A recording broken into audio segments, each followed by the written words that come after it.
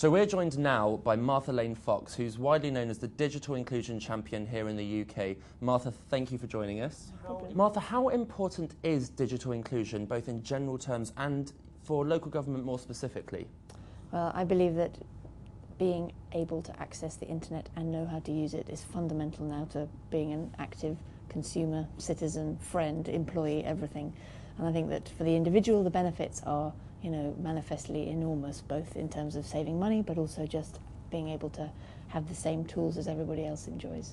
I also think that now for the UK, in order to really begin to reduce that deficit, cut costs, we need local government and central government to become more efficient, and a lot of that will be about digitising different processes and services.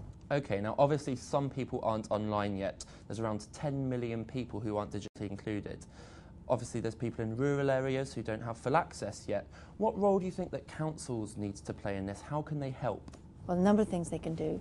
The first one, I think, is to just look at this issue very seriously and think about how access to the internet can both help their local communities, but also help them as a government and as a team operate more efficiently. The second is to embed some of this stuff in their corporate plans, so to put some ambitious goals and to put some ambitious ideas, and to say, out there, we're going to try and get 100% of our local community online, to start really mapping this out and make it a reality.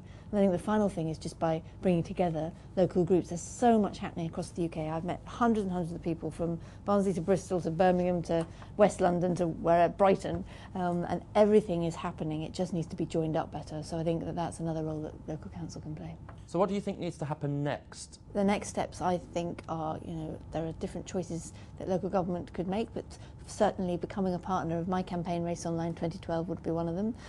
They can go to our website, raceonline2012.org, and sign up and help us to solve the issue of all those people who've never used the internet. Also, as I've said, to embed some of this stuff in their corporate plans, that will be a real next step.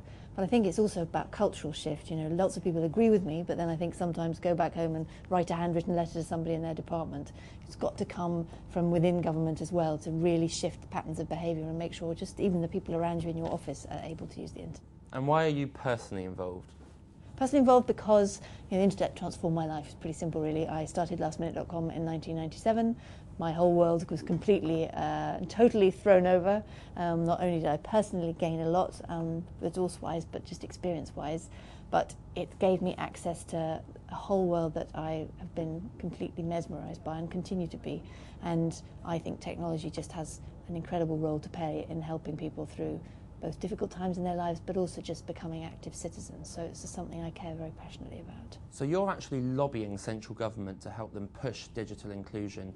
How do you think they can help local government? Well, I think giving a direction of travel, I think central government has a role to play, that this is something we're taking very seriously for the UK. I think we have a real opportunity here in our country to create an exciting and digital country, a truly networked nation. And I think that, the support I've had from really across all the political spectrum just indicates that this is an issue that really is one that we can take, we can deal with, and we can put our country in a completely different place. So I think that that's one of the key messages from central to local government. And then I think it's going to be more granular around looking at particular services, looking at particular ways of working that could become much more digitised than they have been in the past. And again, that's something that local and central government can work together on.